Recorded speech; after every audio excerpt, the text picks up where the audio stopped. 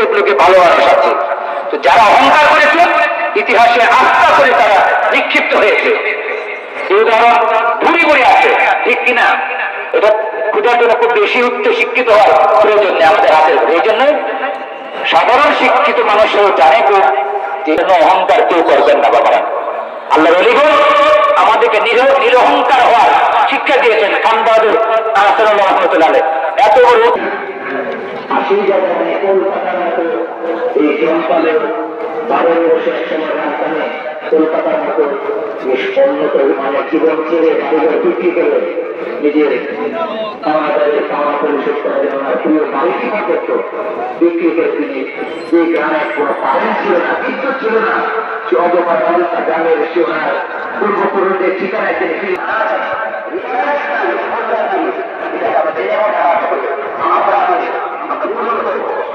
যে উদ্দেশ্যে